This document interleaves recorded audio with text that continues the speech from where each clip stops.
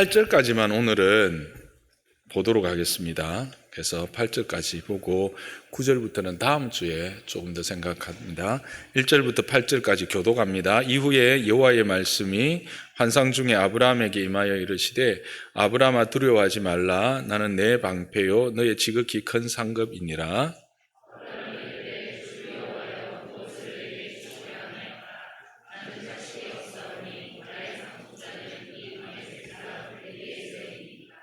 아브라함이 또 이르되 주께서 내게 씨를 주지 아니하셨으니 내 집에 길린 자가 내 상속자가 될 것이니이다.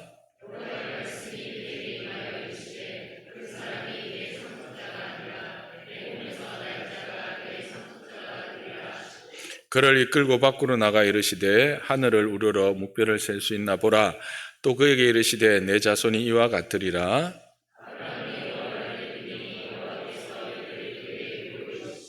또 그에게 이르시되 나는 이 땅을 내게 주어 소유를 삼게 하려고 너를 갈대아인의 우르에서 이끌어낸 여호와니라. 그가 이르되 주 여호와여 내가 이 땅 소유를 받을 것으로 무엇으로 알리까? 아멘. 우린 지난주에 노아가 이제 방주에서 나오고 무지개 언약으로 하나님의 약속을 받는 그 말씀을 함께 받았습니다. 정말 모든 것이 사라진 막막한 땅에 발을 내디던 그들에게 여호와께서 찾아오시고 말씀하시고 다시 아담에게 준 축복을 허락하시죠. 그리고 난 이후에 그렇게 땅에 번성하고 충만하게 할 것에 대해서 약속하시는 증거로 무지개로 언약을 맺으십니다. 근데 이 무지개라는 것이 참으로 우리가 보기에 아름답고 좀 찬란한 그런 약속으로 볼 수가 있지만 또 그 속 내면을 보면 이 무지개라는 단어와 활이라는 단어가 동일한 단어를 쓰고 있고 그 활의 화살촉의 끝이 하나님 자신을 향해서 있다라고 하는 사실은 이 약속이 얼마나 신실하며 명확한가, 하나님이 이 약속에 대해서 얼마만큼 분명하게 우리에게 들려주고 계시는가, 지킬 것을 약속하시는가 하는 것을 알 수 있었던 본문입니다. 그럼에도 그들이 이렇게 땅에 번성하고 흩어져야 될 것에 대한 말씀을 하셨음에도 그들은 이렇게 흩어짐을 면하자 하여서 함께 모이고 바벨이라고 하는 탑을 쌓게 됩니다. 그러나 하나님은 그들의 언어를 혼잡케 하셔서 그들을 흩으시지요. 그렇게 흩어진 자들 중에서 하나님이 아브라함이라고 하는 한 사람을 택하시고 그에게 말씀을 주셔서 너는 이 갈대아 우르 너의 본향집을 떠나서 내가 지시한 땅으로 가라고 말씀을 하십니다. 그래서 그가 그 말씀을 따라 이제 정착한 곳이 바로 가나안입니다. 그 가나안에서 내가 너로 모든 민족에게 복이 되게 하겠다라고 하는 말씀을 그는 듣습니다. 그리고 그가 거기에서 여호와 앞에 단을 쌓고 제사를 드리지요. 그렇게 믿음으로 걸어왔지만, 믿음으로 순종해서 약속의 땅에 들어왔지만 그 땅이 기근을 만납니다. 평소에 겪지 못했던 참으로 극심한 기근을 만나는 아이러니를 경험하게 됩니다. 그러나 그 기근을 그들은 이제 피하여서 여호와께 묻지도 않고 애굽으로 내려갑니다. 그러나 그 애굽에서 또 큰 어려움을 당하게 되지요. 자기 아내 사레가 너무 예뻐서 사람들에게 혹 시험이 될 것 같아서 내 아내라 하지 말고 내 누이라 해라. 거짓말은 아니에요. 그런데 본질이 바뀐 거죠. 아내이면서 누이였었는데 지금은 아닌 거죠. 그런데 그 일 때문에 애굽 왕과 그 가족들이 큰 시험을 당하지요. 너무 아름다워서 왕비를 삼고자 했는데 그 일이 하나님 보시기에 악하였기 때문에 재난을 주고 오히려 그것 때문에 그들이 이제 가축과 많은 재산을 얻어서 다시 가나안으로 돌아오게 됩니다. 근데 이 가나안으로 돌아왔더니 이제는 이 롯과 조카 롯과 이 아브라함의 재산이 너무 많아가지고 서로 함께 기거할 수가 없게 됩니다. 그래서 아브라함이 너는 네가 자하면 내가 우하고 네가 우하면 내가 자하겠다라고 하고 그렇게 해서 롯이 보기에 좋은 소돔과 고모라 땅을 택하게 됩니다. 그렇게 해서 떠나 보내고 있었지만 또 그 소돔과 고모라가 전장에 휘말리게 되고 롯이 사로잡히게 되었을 때 아브라함이 사병 318명과 또 주위에 있는 동맹군들 아모리 족속들을 포함한 동맹군들과 함께 쫓아가서 그들을 구원하고 또 멜기세덱을 만나서 축복을 받고 그렇게 되는 여정이 이제 11장부터 14장까지의 여정이죠. 이 여정을 보면 믿음의 여정이라고 할지라도 전혀 생각하지 못하는 큰 소용돌이에 휘말리게 될 때가 있다는 겁니다. 그래서 그때마다 아브라함을 통해서 확인하게 되는 것은 실수할 수 있고 여러 가지 연약함 때문에 어려움 당할 수 있지만 아브라함은 끝까지 자기에게 주어진 믿는 자로서의 책임, 그 책임을 놓지 않고 끝까지 책임을 잘 감당했다라고 하는 것을 우리는 보게 됩니다. 그래서 역시 믿음의 사람이 어떤 것인가? 믿음의 사람은 책임을 질 줄 아는 사람이다 하는 거죠. 그래서 그 책임을 지는 시간들을 통해서 하나님은 승리를 경험하게 하시고 뜻하지 않는 기쁨들도 누리게 하십니다. 그렇게 얼마의 시간이 지났는지는 모릅니다. 어느 날 하나님께서 아브라함에게 환상 중에 나타나십니다. 그것이 오늘 우리의 본문의 시작입니다. 나타나셔서 하시는 말씀이 아브라함아 두려워 말라 하시면서 나는 너의 방패고 너의 지극히 큰 상급이다 그렇게 말씀을 하십니다. 이것을 보면 지금 아브라함은 어떤 상태에 있는 거예요? 두려워하고 있는 상태예요. 이 두려움이 뭘까? 우리가 한번 이제 살펴보기를 원하는데 그 이전에 이 말씀 자체가 또 우리에게 주는 이 은혜가 있어요. 그게 뭐냐면 아브라함이 그 두려움 가운데 하나님을 먼저 찾은 겁니까? 아니면 아브라함의 그 두려움을 하나님이 먼저 알고 찾아오신 겁니까? 찾아오셨죠. 하나님이 찾아오십니다. 이게 제가 자주 강조하죠. 아담에게 하나님이 찾아가셨습니까? 아담이 하나님을 찾았습니까? 가인이 하나님을 찾은 적이 있습니까? 하나님이 가인을 찾아서 두려워 말고 너를 벌주는 자를 내가 7배나 더 하겠다. 동일합니다. 모든 상황 속에서 하나님이 먼저 찾아오십니다. 오늘 이 아브라함도 동일합니다.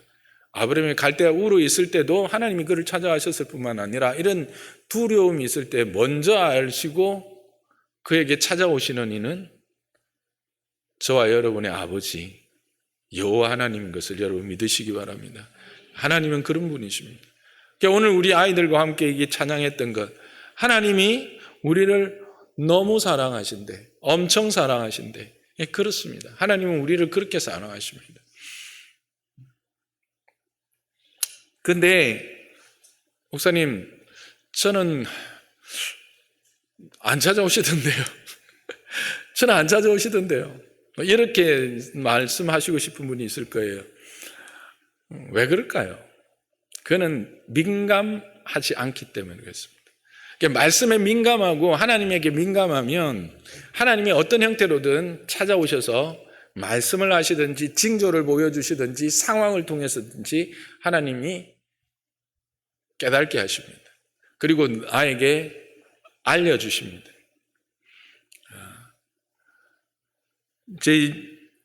이번에 이제 매일 성경 설교 중에는 이제 다루지 않게 되겠지만, 아브라함이 그 소돔과 고모라의 멸망을 알게 되는 과정을 보면 지나가던 주의 사자들을 아브라함이 알고 초대하고 그리고 그들에게 끝까지 뭔가 일이 있다는 것을 가지고 묻고 그 다음에 50명부터 시작해서 10명까지 쭉 진행되는 것들을 보게 됩니다. 민감함이 있었기 때문에 그들을 알아볼 수 있었고 민첩했기 때문에 그들에 대해서 질문하고 해답을 찾는 과정이 있게 됩니다. 여러분, 하나님은 찾아오십니다. 그리고 그 하나님을 만나고 하나님을 누리기를 원하십니까? 민감하십시오. 하나님의 말씀과 하나님의 이 일하심에 대해서 민감하게 요즘은 안테나를 세우지는 않지만 어쨌든 그 주파수를 잘 맞추셔야 됩니다. 주파수를 잘 맞춰서 민감하시면 하나님이 여러분에게 분명히 말씀하십니다. 그 하나님의 말씀을 누리는 듣는 저와 여러분 되기를 주님의 이름으로 축복합니다. 그리고 찾아오셔서 하셨던 말씀이 뭐라고요? 두려워 말라라는 말씀이었습니다. 뭘 두려워하고 있었을까요? 2절과 3절을 보면 알 수 있습니다. 핵심은 이겁니다. 나를 불러서 복이 되게 하셨는데 무엇을 주어서 내가 그 복을 누릴 수 있습니까? 난 자식이 없는데요. 내가 씨를 주시지 않아서 그냥 내 집에서 길린 자가 상속자가 될 형편이지 않습니까? 이 말입니다. 이 말은 뭘까요? 하나님이 분명히 약속은 하셨는데 내 손에 명확하게 잡히는 게 없다라는 겁니다. 분명한 증거가 없다라는 겁니다. 그것을 이어나갈 수 있는 확실한 것이 보이지 않는다라는 거죠. 우리도 그렇습니다. 말씀이 임했고 하나님 말씀이 나를 부여잡고 이끌어 가실 때 내 마음에 생각을 주시고 이걸 인도하시는 건 알겠는데 이게 분명히 어떻게 나타나는지를 알 수가 없고 이게 내 앞에 이렇게 펼쳐지는 과정을 보니까 전혀 그렇게 될 수 있는 확률이 없는 거예요. 우리말로 하면. 그럴 때 우리는 이렇게 말하죠.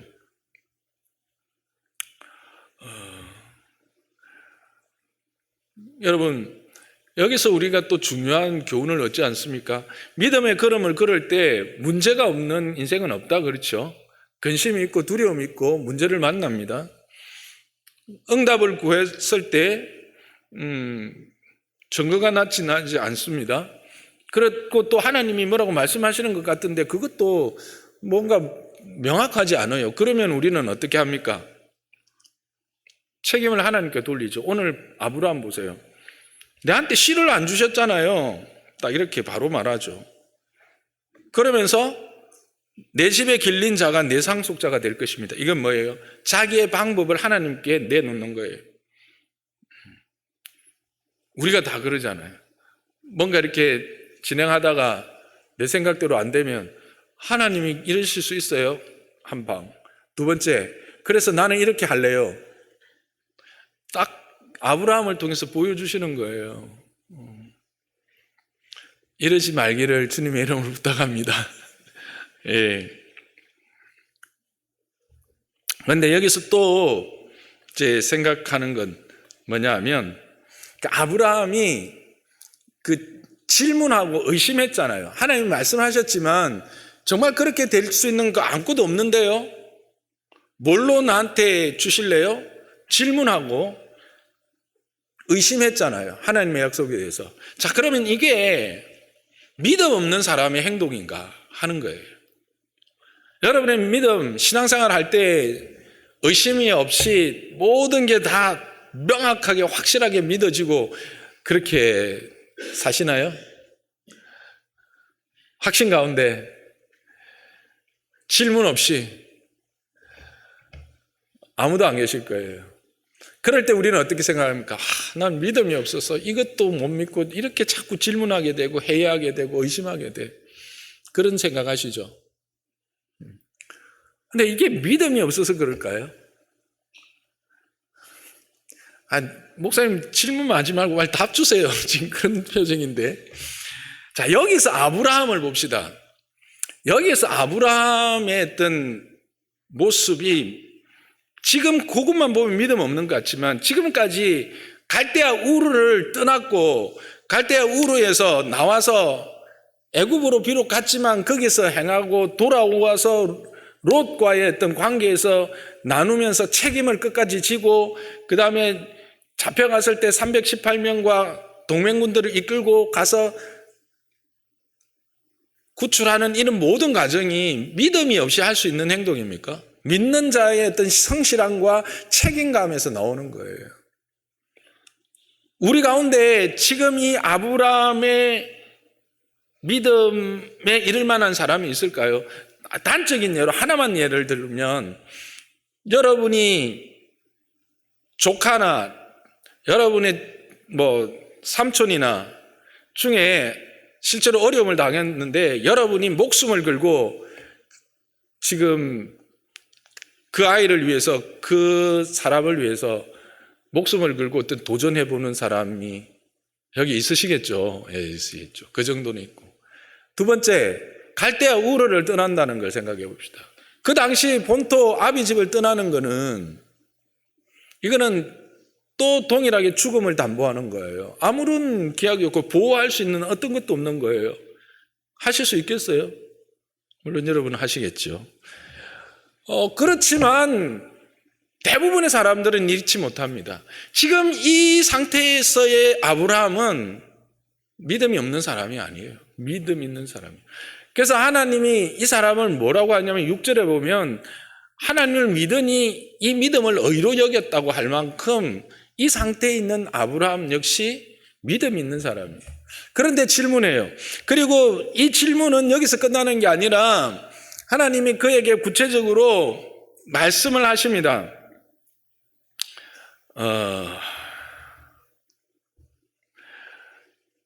5절에 보면 이끌고 나가서 하늘을 우러러보고, 4절에 먼저 내 몸에서 날짜가 내 상속자가 되리라 하고, 이끌고 나가서 하늘에 우러러 무뼈를 셀 수 있나 보라 하고 이와 같이 되리라고 합니다. 그래서 그때 그가 하나님을 믿은 것 같습니다. 그 말씀을. 그래서 6절에 아브라함이 여호와를 믿으니 여호와께서 이를 그의 의로 여겼다고 했습니다. 그런데 7절에 가면 또 질문합니다. 7절이 아니라 8절. 그가 이르되 주 여호와여, 내가 이 땅을 소유로 받을 것을 무엇으로 알리까? 이 말은 동일한 말 또 하는 거예요. 나한테는 씨도 없는데요. 내 집에 내 자손 중에 내 씨 중이라고 했는데 아무도 없잖아요. 그렇게 말하는 거죠. 그래서 여러분에게 질문은요, 불신앙의 결과가 아닙니다. 믿기 때문에 질문하는 거예요. 믿음이 없으면 질문도 없습니다. 그렇지 않습니까?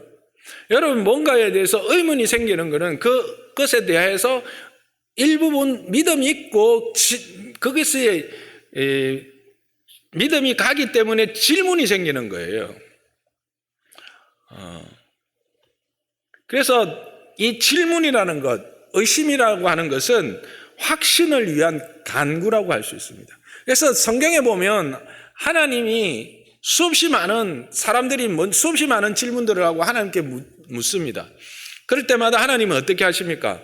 오늘 이 본문에 나오시는 것처럼 찾아가시고 답해 주십니다. 가르쳐 주시고 보여주시고 설명해 주시죠. 오늘 동일하지 않습니까? 씨 없습니다. 아니다. 상속자 없습니다. 아니다. 네 씨 가운데 나온다. 아직 없는데요. 하늘 봐라. 내가 분명히 준다. 하면서 뭔가를 계속해서 설명하십니다. 하나님은 먼저 오셔가지고 우리에게 이 질책하거나 그것에 대해서 책망하지 않으세요. 제 같으면 니 도대체 내가 얼마만큼 해줘야 되냐? 지금까지 이렇게 해줬는데도 아직도 몰라? 이렇게 했을 것 같아요. 그거 하고 안 되겠다. 일로 와봐. 이렇게 했을 것 같은데 하나님은 그렇게 하시잖아요. 여러분 어디를 보더라도 하나님은요, 먼저 말씀하시면서 찾아오시면서 설명하시고 이해를 시키십니다. 설득하십니다. 그래서 하나님이신 것 같아요. 그런 분인 거예요. 그래서 이 우리의 질문은 뭐를 알았냐면 결국은 하나님에 향한 그 믿음을 더욱더 확신하게 하는 그런 과정이에요. 그래서 여러분 질문이 있으면 질문하셔야 합니다. 하나님께 질문하셔야 합니다. 답이 없으면요, 목사 찾아가야 되고요. 모르겠으면요, 목사 찾아가야 되고요. 공부하세요. 아이, 공부하라고 이렇게 하면 또 질책이 되는데, 하나님 말씀 앞에 서세요. 그러고 좀 이렇게 교회에서 훈련하는 것들 하십시오.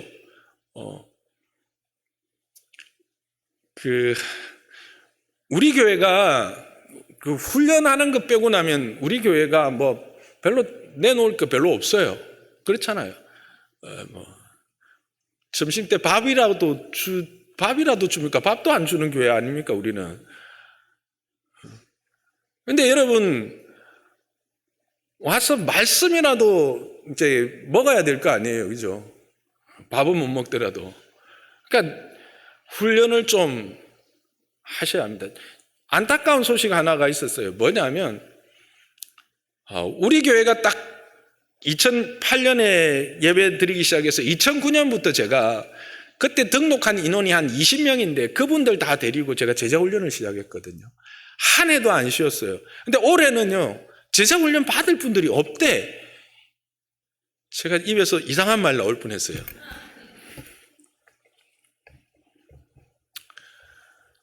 우리 교회 등록하시고 3년 이상 되신 분들 제자훈련 다 신청하세요. 안 하신 분들 기초훈련 안 했다고요? 일단 신청해 보세요. 보고 정말 안 되실 분들은 제가 미안하지만 다음에 하라고 금하겠는데, 지금 제 눈을 똑똑히 보고 계시는 분들 하세요. 하십시오. 그래서 배워야 돼요. 배우고 확신한 일에 거하라 그랬거든요. 그래서 우리가 하나님을 아는 만큼 자유하게 됩니다. 하나님을 아는 만큼 누리게 됩니다. 질문하세요. 의문하세요. 그리고 하나님 앞에 나오십시오. 배우십시오. 그러면 우리가 잘하게 되는 것입니다. 왜 사람들은 질문하지 않을까요? 먼저 자기 확신입니다. 자신이 모든 것의 기준이 되기 때문입니다. 세상에 가서 이렇게 교회에 대한 이야기 하다 보면 나보다 더 전문가들이야. 완전히 본인의 어떤 확신에 딱 젖어 있어. 그래서 이거는 이거고 저거는 저거고. 와, 어떻게 그렇게 큰 확신 가운데 있는지 몰라. 여러분, 그런 분들 많이 만나죠? 밖에 가면. 질문이 없어요. 필요가 없죠. 자기 확신이 있는데. 근데 교회 안에도 그런 분들이 있어요. 교회 안에도 자기 확신과 자기의 경험들이 기준이 되어가지고 이래야 돼, 저래야 돼, 그렇게 말해요. 그러면 그게 뭐가 돼요? 그건 믿음 없는 거예요.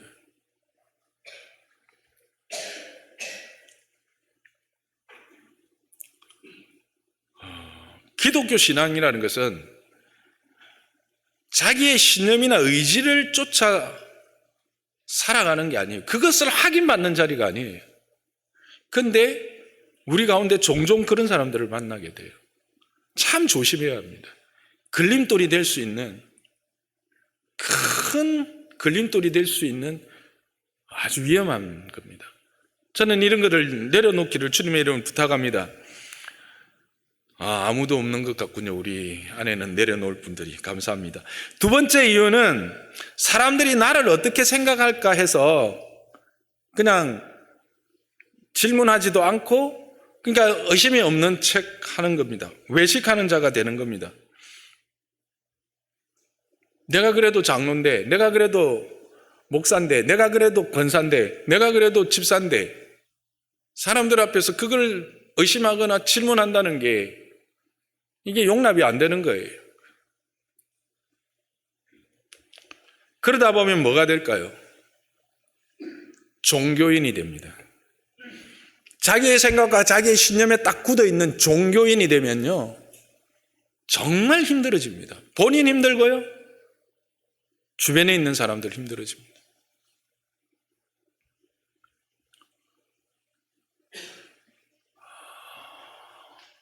여러분과 저가 종교인이 되지 않기를, 저를 포함해서 계속 질문하셔야 합니다. 저도 질문이 없으면 설교가 나올 수 있을까요? 여러분, 저는 의심이 없을까요? 물론 궁극적인 하나님의 일하심에 대해서는 저는 의심이 없습니다만 그 과정이나 또는 어떤 성경 안에 실제로 어떤 부분들에 있어서 저도 때로는 이런 게 있을까요, 없을까요? 있었어요. 그런 것들이 있다고요. 그럴 때 말씀 앞에 나가는 거죠. 말씀 앞에 나가고 찾고 묻고 경험하고 또 그런 것도 안 될 때는 엎드려서 하나님께서 주실 은혜들을 구하는 겁니다. 그러면 하나님은 대답하십니다. 믿음으로 구하는 질문에 대해서 하나님은 외면하신 적이 없습니다. 오늘 7절, 8절 그 8절 이후에 나오는 사건이 뭡니까? 하나님이 구체적으로 또 보여주시는 설명들이죠. 그거는 다음 주에 조금 더 살펴보기를 원합니다.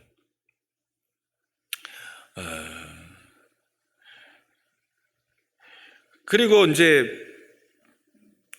여기서 또 우리가 한 가지 생각해 볼 것은 하나님의 대답이 이제 그 4절, 5절에 나오잖아요. 앞에서 잠시 읽었지만 데리고 나가서 말씀하시기를 내 몸에서 난 자가 내 상속자가 될 것이다. 그러면서 이제 하늘의 별을 보여주시고 셀 수 있나 보라 하면서 그렇게 될 거다 이렇게 말씀하시죠.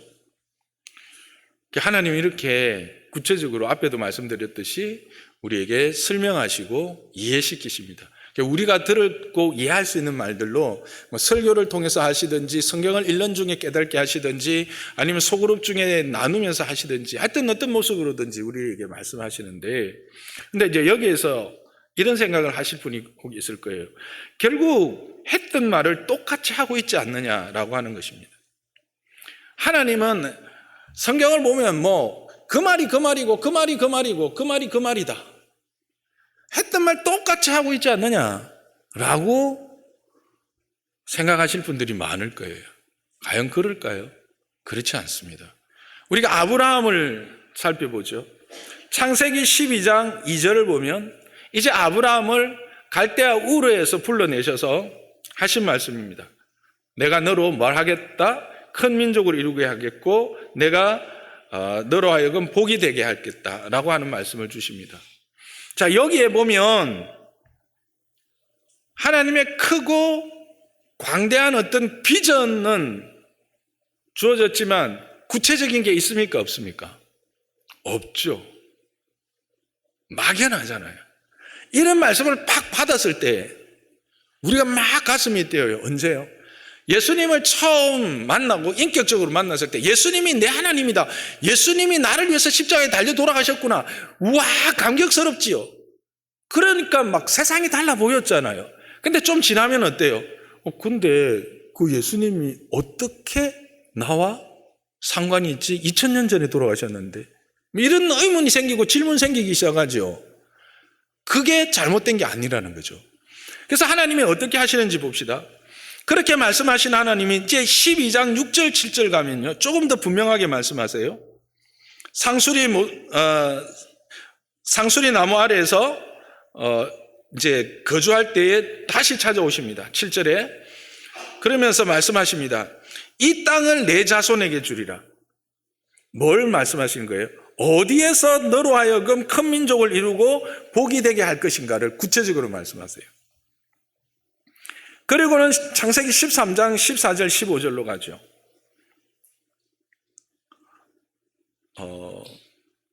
거기서 하나님께서 아브라함에게 동서남북을 바라보게 하시고 나서 뭐라고 말합니까? 너와 내 자손에게 주는데 언제까지? 영원히 준다는 어떤 기간이 주어집니다. 그리고 오늘 말씀 창세기 15장 4절 결국 이 내 자손이라고 하는 것이 아브라함이 생각했던 그 자기 집에서 태어난 상속자인 엘리에셀이 아니라 너의 씨라고 하는 구체적인 것으로 더 명확하게 말씀하십니다. 그게 15장 4절이죠. 이르시되 그 사람이 내 상속자가 아니라 내 몸에서 날 자가 내 상속자가 되리라 하시고 또 분명하게 이야기를 하십니다. 구체화하고 명확해지는 겁니다. 그러면 우리는 이런 생각할 수 있습니다. 하나님이 오셔서 처음부터 다 말씀하시면 되지. 왜 뭐 이렇게 띄엄띄엄 이렇게 하실까? 여러분, 아이가 태어났어요. 이제 젖을 막 뗐어. 그 아이에게, 야, 너는 이제 곧 젖을 뗐기 때문에 조금 있으면 너는 이제 걷게 되고 난 이후에 너는 글을 배우게 되고, 글을 배우면 너는 언어에는 영어가 있고 이런 여러 가지 언어도 배워야 되고, 넌 산수도 배워야 되고, 너는 그리고 나서 학교를 졸업하게 되면 넌 직장 생활을 해야 되고, 직장 생활하다 보면 사람을 만나게 되고, 사람을 만나면 너는 아픔을 당하게 되고, 아픔을 당하다 보면 너는 이렇게 칩시다. 그럼 그 아이가 어떻게 될까요? 미쳐버리죠. 무슨 말인지 이해가 되세요? 하나님이 점진적으로 그 상황과 그 환경에 맞게 가르치시고 명확하게 하시면서 궁극적인 하나님의 뜻을 향해서 나아가게 하신다라는 거예요. 이게 뭐냐면 계시의 점진성이라고 해요. 계시의 점진성. 하나님의 계시가 우리에게 주어졌을 때 우리가 예수 그리스도로 말미암아 자녀된 구원의 감격과 기쁨에 넘치지만, 그 구원과 기쁨이 구체화되기 위해서 하나님이 우리에게 가르치시고 사람을 붙여주시고 환경을 통해서 말씀하시는 그런 것이 있듯이, 하나님의 역사, 하나님의 나라, 또 개인에게 있어서 믿음의 여정 역시 이런 점진적 과정을 통해서 일하신다라고 하는 사실입니다. 이것을 우리는 잊어버리지 않아야 돼요. 이걸 모르니까 계속 우리는 어느 시점에 왜 저 사람하고 나하고는 자꾸 비교하게 되고 그렇게 되는 거예요. 하나님은 각자에게 주신 은사와 특성을 따라서 일하시고 그 사람에게 합당한 것으로 채우시고 제일 좋은 것으로 주시는 분이십니다. 아멘이십니까? 아멘이십니까? 이러니까 아멘 강요하지 마세요 막 이러던데, 때로는 아멘을 강요해야 됩니다. 왜냐하면 우리가 아멘 할 수 있는 사람이 돼야 돼. 또 옆으로 갔다. 다시 와서. 그래서 계시의 점진성이라고 할 때 이 계시의 점진성은 앞에서 우리가 보았듯이 뭐가 필요한 겁니까? 역사성을 바탕으로 한다는 거예요. 이 말은 시간이 필요하다라는 거죠.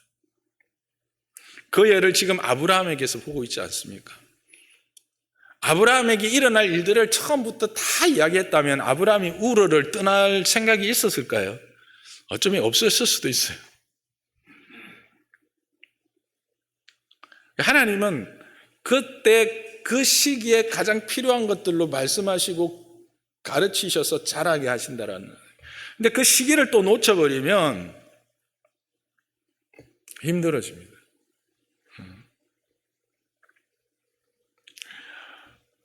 실질적으로 근데 아브라함의 이런 질문은 그 엘리에셀을 상속자로 삼으려고 한 것은 전혀 그 말씀에 근거하지 않은 건 아니에요. 내 집에서 길린 자 중에서라고 했기 때문에, 내 집에서 길린 자는 그 당시에는 어떤 의미가 있냐면 같은 울타리 안에 있는 사람들을 다 포함하는 겁니다. 그 집에서 태어난 모든 사람들이죠. 그래서 이 엘리에셀도 자격이 있었어요. 그 당시 관습으로는 충분히 상속자로서의 자격이 있거든요. 그래서 이제 이야기한 거예요. 뭐 이거는 조금 옆으로 간 이야기지만 어쨌든 그렇게 하나님은 일하시는데, 자, 여기까지 하나님이 이제 일했어요. 분명히 내 씨를 통해서 내 자손 중에서 내가 이 땅 가나안에서 영원토록 했어요. 자, 그렇게 해서 이제 아브라함은 그리고 나니까 하나님이 그 믿음을 보시고 의로 여겼더라 하는 대단한 사람 됐어요. 더 이상 이 사람은 이제 완전한 사람이었을까요? 뒤에 어떤 사건이 있어요. 내 씨라고 하니까 자기가 나름대로 또 해석해버린 거예요. 그래서 누구를? 하갈을 통해서 이스마엘을 낳아버린 거예요. 우리한테는 위로가 되면서도 동시에 이 우리의 연약함을 보게 되는 거죠. 그러니까 우리가 하나님 앞에서 끊임없이 자라야 돼요. 그리고 이걸 뭘 말하냐면 우리의 생각에서 머물고 있거나 우리의 환경과 관습으로 해석하고 행해서는 안 된다라는 거죠. 하나님의 일하심에 대한 기다림이 필요해요. 시간이 필요해요. 우리는 이거를 참 못하는 것 같아요. 저를 비롯해서. 여러분, 과일 하나가 맺히기 위해서 얼마나 많은 시간이 필요합니까? 과일이 맺혔다고 그걸 바로 먹을 수 있습니까? 3년 전에 거는 먹지 말라 하더라고요. 과일이 맺혀도 먹지 말래요. 성경도 그렇게 이야기를 하고 있고.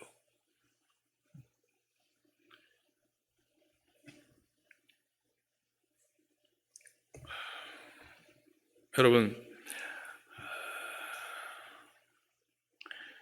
이상의 어떤 사실들을 통해서 우리에게 알려주는 것은 뭡니까? 믿음의 걸음을 걷다가 보면 처음에 보이지 않던 것들이 시간을 지나면 말씀을 통해서 조금씩 알게 되고 보이기 시작한다라는 겁니다. 이걸 다른 말로 하면 믿음이 자란다라고 표현하는 거예요. 그래서 믿음의 연륜에 대해서 함부로 폄하하면 안 돼요. 어떤 분들 그래요. 저거는 못된 신앙이 돼가지고. 그런데 그 못된 신앙이 그래도 여러분 대단한 겁니다. 못된 신앙이라는 게 이게 함부로 할 게 아니에요. 하나님의 이 은혜의 경륜들 안에서 경험하고 부모님들을 통해서 경험되어진 것들이 참 큽니다. 어쨌든 그래서 이 믿음의 자람은 말씀으로 말미암고 이것은 점진적으로 이루어진다라고 하는 사실들을 여러분 꼭 기억하시기를 바랍니다.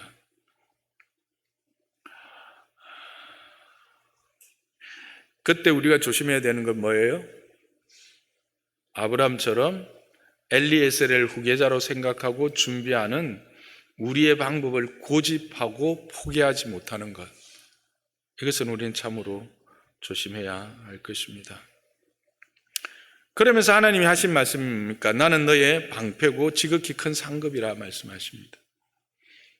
이런 우리들에게도 하나님은 큰 방패이시고 지극히 큰 상급입니다.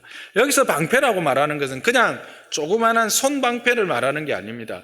마겐이라고 하는 단어를 쓰는데 이것은 우리의 몸 전체를 완전히 에워싸 보호하는 도구를 의미합니다. 적의 공격으로부터 우리의 몸을 전체를 보호할 수 있는 거예요. 그리고 여기서 크다라고 하는 지극히 큰 이렇게 되어 있는데 원어에는 한 단어로만 되어 있습니다. 원어에는 메오드라고 하는 한 단어만 쓰고 있는데 이게 뭐냐면 최상급이거든요. 최상근이 아니고 내가 줄 수 있는 최고의 보상이다 라고 하는 것을 표현한 최상급 표현이기 때문에 한글로 번역하면서 그거를 드러내기 위해서 지극히 큰이라고 하면서 이거를 이제 표현해 놓은 거예요. 그러니까 측정 불가능한 수준의 보상이다 라고 하는 것이 이제 풀어쓴 해석으로 볼 수 있습니다. 그러니까 하나님은 우리의 머리부터 발끝까지 모든 것을 보호하시면서 이 땅에 그 어떤 것으로도 대체할 수 없는 측정 불가능한 수준의 보상이 자기 자신이다 라고 말씀하고 계시는 거예요. 그런데 이거를 이제 아브라함은 믿었다라는 거예요. 그래서 그게 이제 하나님 보시기에 의로 여겼다 이렇게 되는 거예요. 그래서 이후에 아브라함은 그 하나님의 손에서 나오는 그 어떤 것을 보지 않았어요. 하나님으로부터 나오는 어떤 것이 아니라 하나님 그분이 그의 삶의 목적이고 믿음의 목적이고 믿음 대상이었어요. 그래서 이후에 이제 로마서 가보면 오직 의인은 믿음으로 살리라고 할 때 이 아브라함의 믿음을 의로 하는 이유가 그거예요. 아브라함이 하나님께로부터 주어지는 그 어떤 것을 믿은 게 아니에요. 하나님을 믿은 거죠. 그 다음에 히브리서에 보면 아브라함의 믿음의 사람이라고 했을 때 그 동일하게 하나님을 믿은 거예요. 하나님을. 그게 믿음이라는 것을 오늘 우리에게 동일하게 보여주는 거예요. 왜냐하면 그분은 우리의 방패고 우리의 지극히 큰 상급이기 때문에 그렇다는 거예요.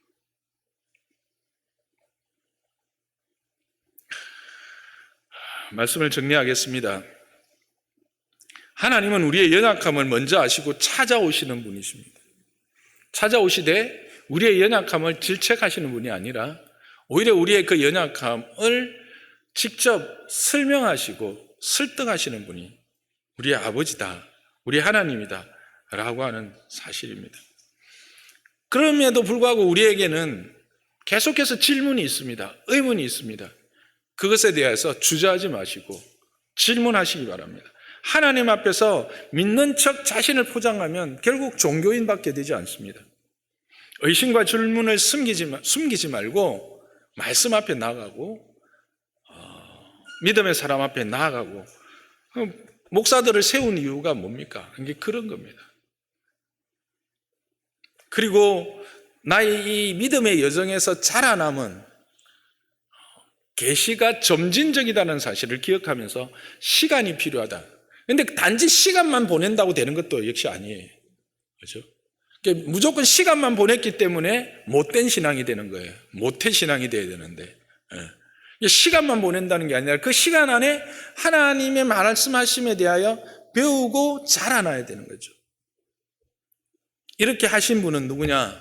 우리의 방패가 되신 지극히 큰 보상이신 하나님이시다는 사실을 저와 여러분이 기억하면서 올 한 해도 이 믿음의 걸음을 즐거움과 기대 가운데 달려갈 수 있기를 주님의 이름으로 축복합니다.